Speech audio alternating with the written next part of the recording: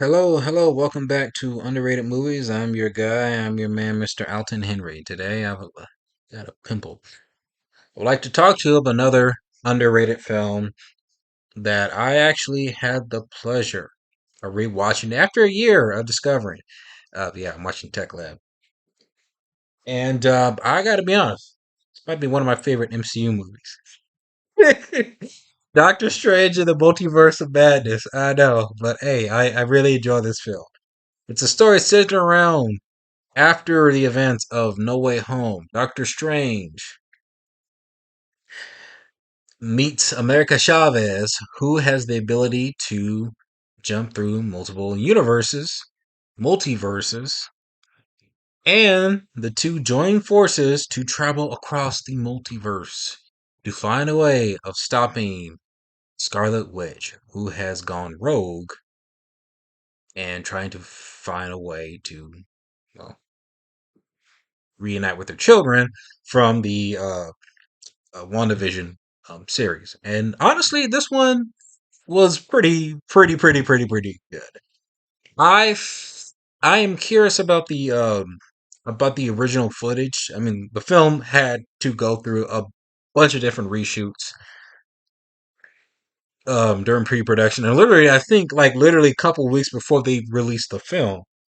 So I'm kind of curious about how what those original scenes were when they were shooting this film. Um, which kind of made me a bit nervous because usually when films do reshoots, they don't particularly come out very good. But who knows? Maybe. But this film was actually kind of good. I actually wish it was a little bit longer. I wish there was more that this film explored about the multiverse, where they're talking about other universes, other multiverses that could have, you know, seen other variants of other superheroes and supervillains, and I wish we got more of that into this film. But then, hey, there's still a story you got to really focus in, and I think they could have done a little bit more with this film. Um, Elizabeth Olsen. I think this is the first time I've seen a film that she plays a villain, and she's quite terrifying. I love the direction of this film. I love what they did with this character. And it's kind of more of her film a bit where she is grieving and she's trying to get back to a reality to get to her children from another universe.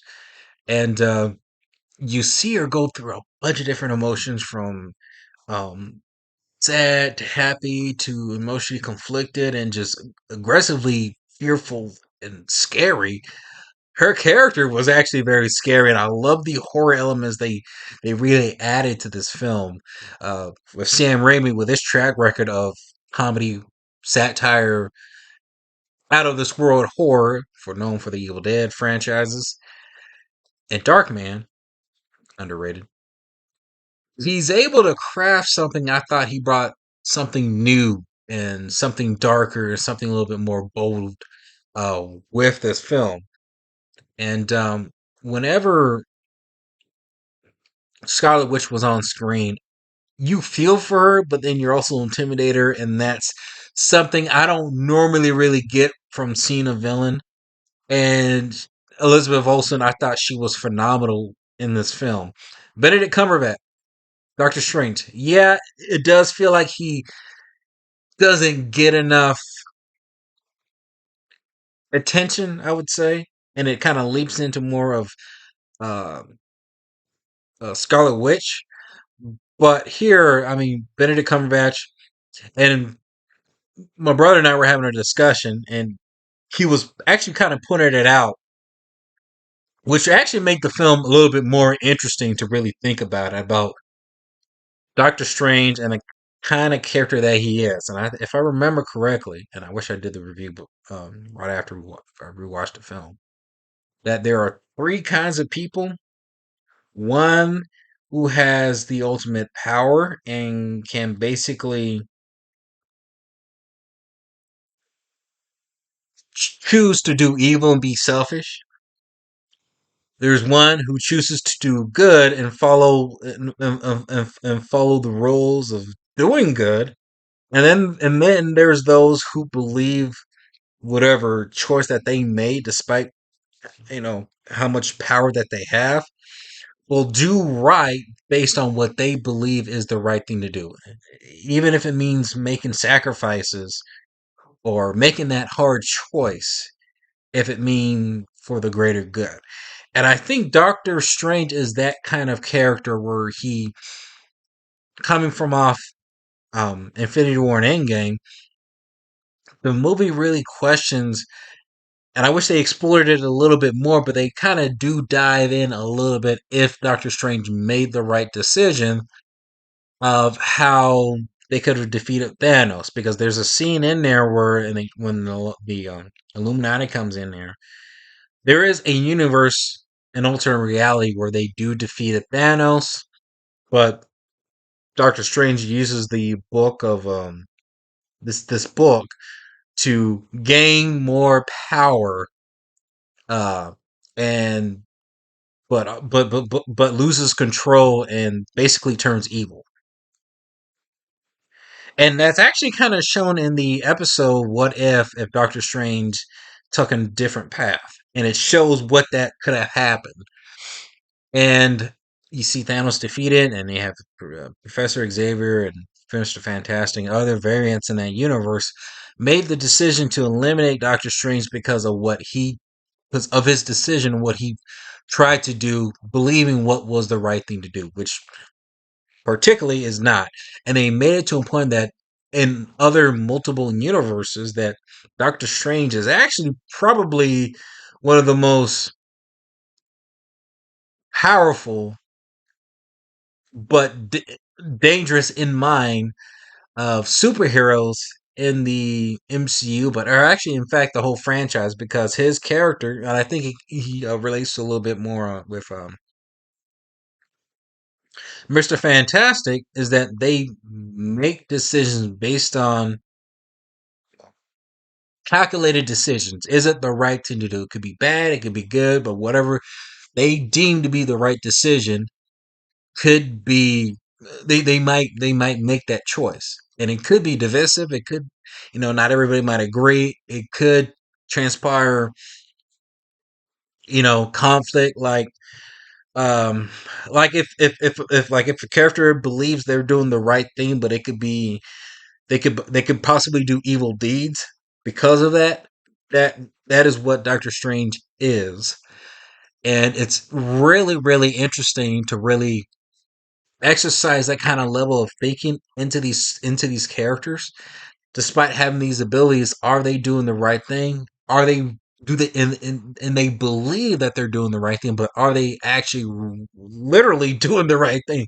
They kind of put that out in um Civil War, and the dynamic between Tony Stark and Captain America, and it was really interesting, and it was really actually kind of thought provoking, about that character and his decision that got him into where he's at now, and also with his encounters and his adventures with Spider-Man No Way Home.